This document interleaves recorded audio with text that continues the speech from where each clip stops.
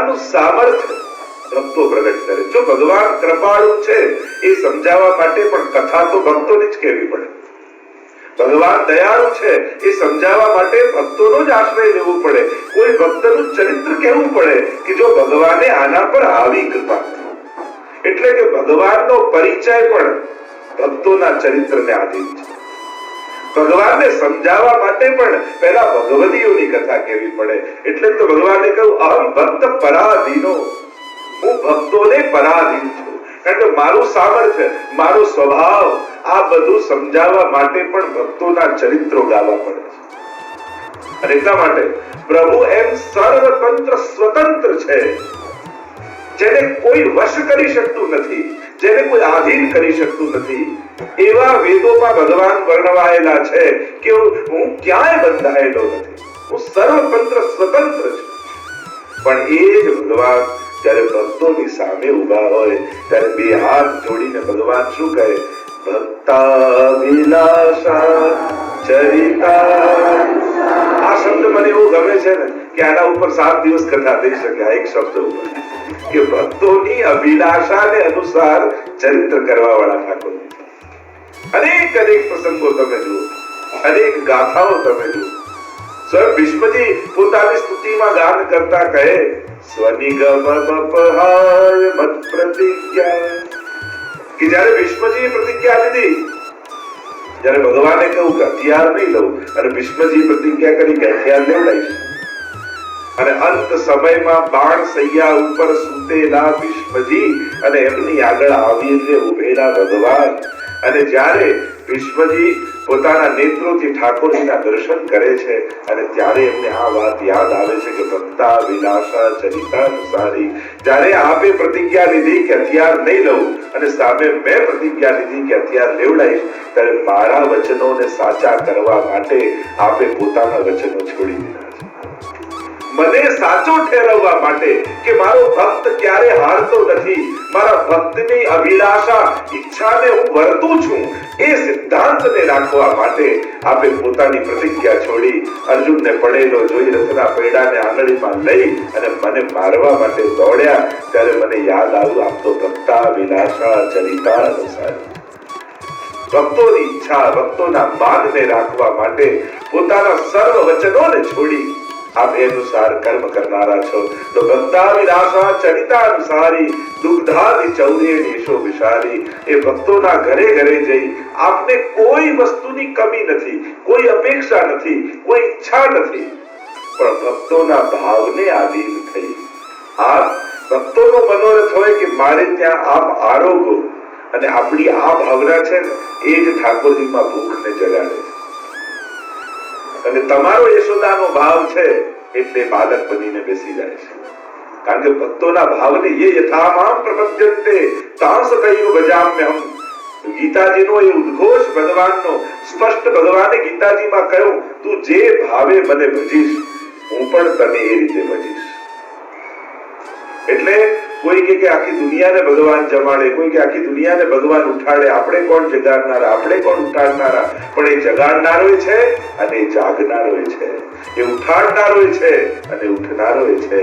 તમે જેવો ભાવ લઈ ભગવાન આગળ જાઓ, પ્રભુ આગળ જાઓ, એ ચોક્કસ એવો થઈ જાય છે.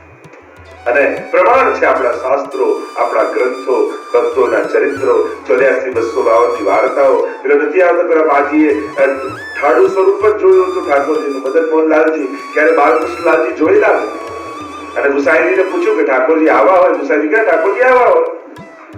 અને પેલો એક વૈષ્ણવ પોતાના ઠાકોરજીના ઘરે પધરાઈ ગયો અને બાલકૃષ્ણલાલજીનું સ્વરૂપ ક્યારે જોયું નથી ને ત્યાં જાપીજી ખોલીને જોયું તો ઠાકોરજી આમ વળેલા.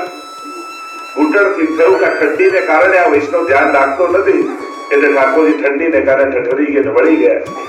ગરમ તેલ તૈયાર કર્યું, ચરણોમાં, હમણાં વિસ્તાર નથી કરતો પણ ચરણોમાં ઘસવા લાગ્યા. અને પ્રભુ વિચાર કરે કે વાંક માજીનો નથી, એને તો ક્યારે બાલકૃષ્ણ જોઈ નાખી. વાંક પેલા વૈષ્ણવનો નથી, એ તો પધરાવી ગયો. પણ જો હું ઉભો ન થયો તો મારો વાંક ચોક્કસ. અને બાલકૃષ્ણલાલજી મદન મોહનલાલ થઈ ગયા, ઠાડા થઈ ગયા. જે સ્વરૂપ આજે પણ મથુરામાં બંગાળી ઘાટમાં ઠાકોરજીનું મદન મોહનલાલજીનું મંદિર છે ત્યાં વિરાજે છે, છોટે મદન મોહનલાલજીના મંદિર રૂપે, કે જે બાલકૃષ્ણલાલજીમાંથી મદન મોહનલાલજી થઈ ગયેલા. તો ભક્તા વિલાસા ચરિતા. એટલે તો આપણે વાર્તા સંતમાં બે બિલાડી ઝઘડતી હતી અને ઠાકોરજી ડરી ગયા માજીને ત્યાં અને કહ્યું કે ભૈયા બહુ ડર લાગે. ત્યારે માજી દ્વારા તમે પૂતના મારી, અગાસુર બકાસુર માર્યા, નાનાથી ડરો છો? ઠાકોરજી કે તારે કારણે તો બાલક બનીને બેઠો છું, તો હું તો બધાને મારનારો. તારો ભાવ ભાવ છે એટલે બાળક થઈને બેઠો. અને એટલા માટે તમારો જે ભાવ હોય પ્રભુ સાથે એવો જ વ્યવહાર કરો.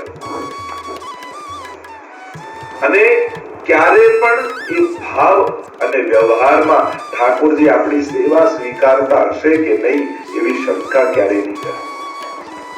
આપણા આચાર્યોએ ના પાડી કે તમે જ્યારે મહાપ્રભુજીની આજ્ઞા અનુસાર વ્રજભક્તોના ભાવ અનુસાર પ્રભુની સેવા કરો છો તો એ સ્વીકારતા હશે કે નહીં એવી શંકા મનમાં ક્યારે લાવવી.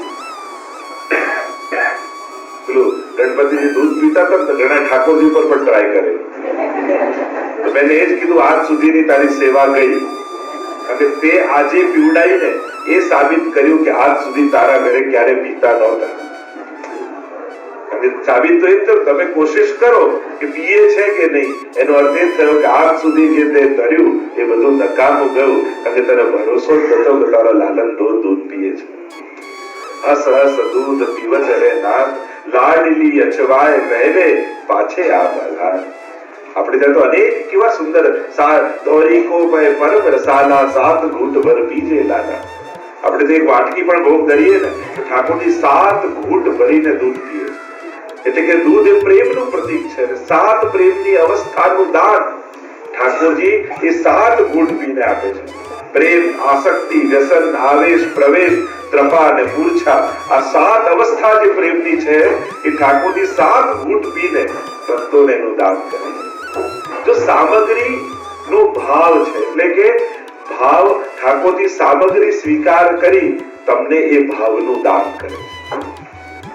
આપણે ત્યાં જ ભાવ છે કે તમે વિવિધ પ્રકારની સામગ્રી રાગ, ભોગ અને શ્રૃંગાર દ્વારા આપણા ભાવનું ઠાકોરજીને સમર્પણ કરીએ છીએ અને પ્રભુ એ સ્વીકાર કરી જે ભાવથી તમે ધર્યું હોય એ ભાવનું દાન તમને કરે. આ પ્રકાર પુષ્ટિ માર્ગનો પ્રકાર છે કે ભાવની અભિવ્યક્તિનો પ્રકાર. આપણી ભાવના પણ લૌકિક રીતે અભિવ્યક્ત નથી કરતા.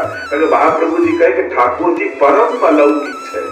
એને લૌકિક સમજાતું નથી, સંભળાતું નથી, દેખાતું નથી, પરમ અલૌકિક. અને એટલા માટે ભાવને પણ અલૌકિક રીતે સમર્પિત કરે. પ્રભુ આગળ કોઈ પણ પ્રભુ સંબંધી વસ્તુમાં હીન બુદ્ધિ યા લૌકિક બુદ્ધિ નહીં રહે. ભલે લૌકિક રીતે સાધારણ એમ લાગે કે ફૂલની માળા છે, એમ લાગે કે ઠાકોર કોઈ ખીલોનો છે, કોઈ વસ્તુ છે, કોઈ સજાવટની વસ્તુ છે, પણ એકવાર પ્રભુ સંબંધમાં આવી પછી એમાં લૌકિક બુદ્ધિ નહીં રાખે. જેમ તમે સજાવટ કરતા હો ત્યારે બધું જ કરો, પણ એકવાર ઠાકોરજી એમાં પધારી ગયા પછી એ બધામાં અલૌકિક રીતે વ્યવહાર કરો. આ આપણા પુષ્ટિ માર્ગની પ્રણાલિકા અને પરંપરા. તો દુગ્ધાદિ ચૌરેણ યશો વિશાલી. દુગ્ધાદિ અને નવનીત શું છે?